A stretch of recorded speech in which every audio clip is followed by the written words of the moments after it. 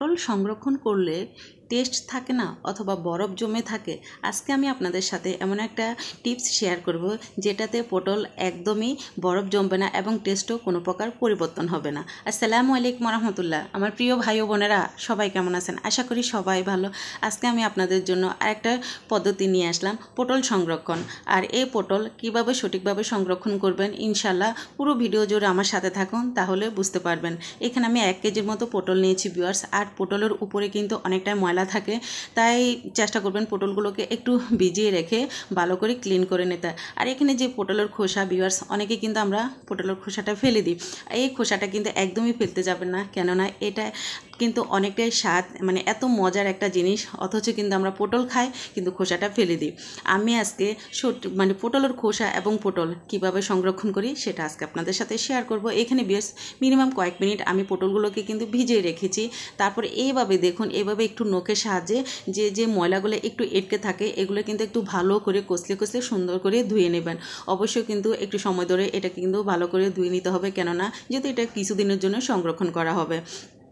Viewers, পটল এমন একটা সবজি, এটা কিন্তু কিছু কিছু এলাকাতে কিন্তু একদমই থাকে, মানে ধরতে গেলে পুরো বছরে থাকে, আবার কিছু কিছু এলাকাতে কিন্তু থাকে না। ভিউয়ার্স, আপনারা দেখলেন পটলগুলো কিন্তু আমি ভালো করে ধুয়ে এখন কিন্তু একটা টিস্যু পেপার দিয়ে কিন্তু আমি খুব ভালো করে কিন্তু এটাকে মুছে নিয়েছি, যেহেতু এটা সংরক্ষণ করব আর খোসাটাও আমি সংরক্ষণ করব, সেই উদ্দেশ্যে কিন্তু আমার ভালো করেও পটলগুলোকে কিন্তু ক্লিন করা। আর দেখুন এটা কতটা ঝরঝরে হয়ে গেছে। আর এইভাবে কিন্তু পটলগুলোকে আপনারাও ক্লিন করে একদম পরিষ্কার করে নেবেন।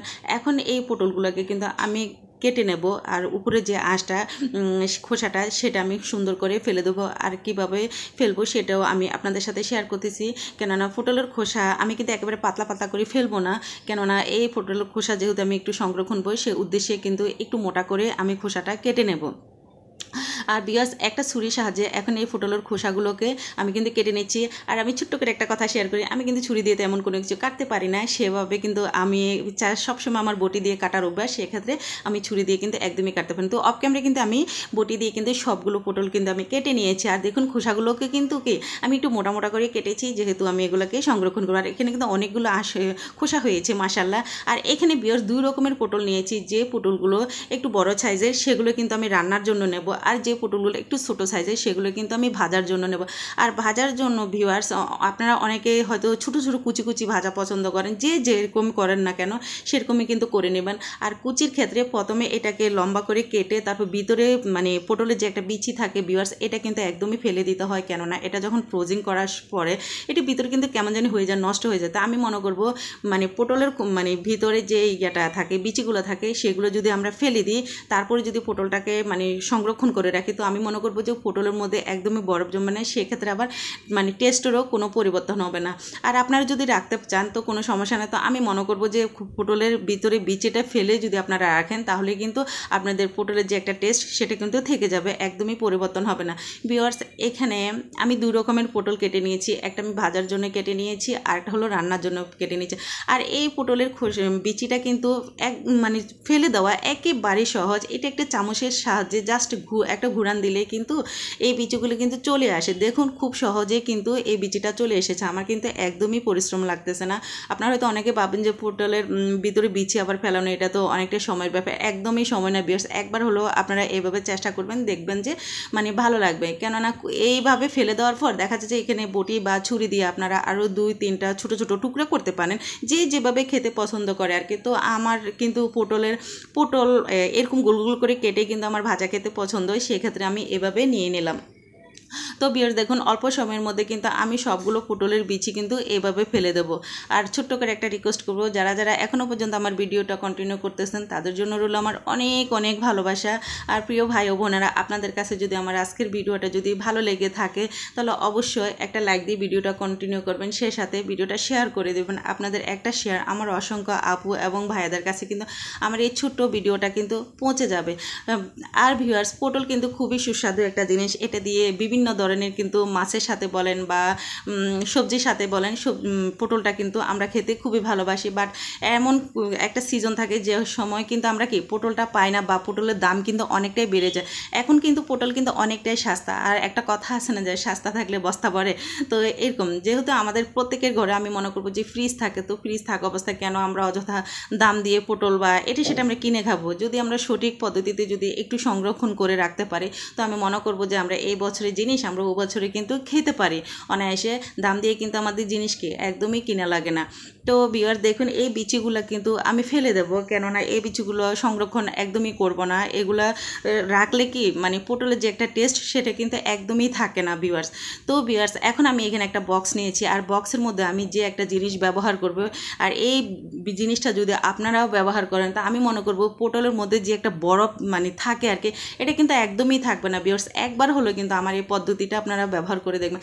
এটা যে আপনারা যে কাগজ দেখতেছেন, এটা কিন্তু টিস্যু কাপড় না, এটা এক ধরনের একটা পেপারিং কাগজ, যেটা মানে টিস্যুর মতো দেখতে, বাট এটা টিস্যু না। আর এটা দিলে কি এখানে যে বরফটা মানে জমে যায় মানে ইয়ের মধ্যে, পটলের মধ্যে দেখা যাচ্ছে যে কি এই বরফটা জমবে না। অনেক সময় বরফ জমার কারণে কি পটলটা যখন খেয়াল করবেন আমরা তরকারি দিয়ে দিই, তখন কিন্তু একটু শক্ত শক্ত ভাব থাকে, খেতে ভালো লাগে না।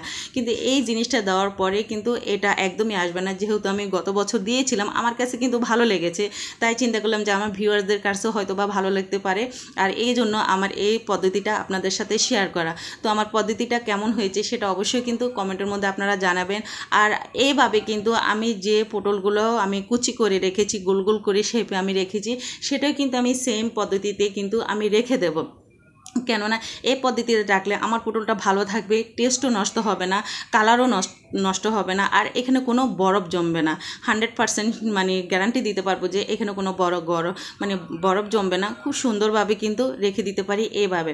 আর এই দেখুন ভিউয়ার্স, এইভাবে কিন্তু আমি রেখে উপর দিয়ে কিন্তু আমি আবার একটা পেপারিং কাগজ দেবো। আর আপনারা খেয়াল রাখবেন, অনেকে হয়তো আমরা ভুলে কী করি এই পেপারিং কাগজটা কিন্তু আমরা ইউজ করি না, আমরা কী করি এটা রেখে দিই, তখন মনে করি দেখ এখানে তো মানে বরফ জমে গেছে, ভালো লাগে না তরকারি। বাট এইভাবে পেপারিং কাগজ দিবেন, আর নিচে যে কাগজটা আমি আপনাদের দেখিয়েছি সেটা কিন্তু অবশ্যই দিবেন, তাহলে দেখবেন যে নিচে দিয়ে কিন্তু একদমই কি মানে পটলের মধ্যে কিন্তু বরফ জমবে না। তো এইভাবে কিন্তু আমি দুটো পদ্ধতি কিন্তু আমি শেয়ার করে নিলাম।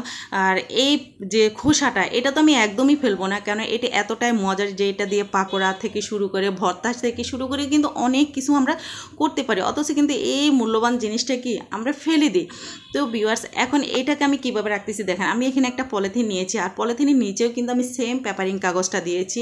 আর এই পেপারিং কাগজটা নিচে দিয়ে উপরে কিন্তু আমি পটলের যে খোসাগুলো আছে সেগুলো কিন্তু আমি দিয়ে দিচ্ছি। আর এইভাবে দিলে কি পটলের খোসার মধ্যে কিন্তু বরফ জমবে না, পটলের খোসার কালারটাও কিন্তু একদমই নষ্ট হবে না।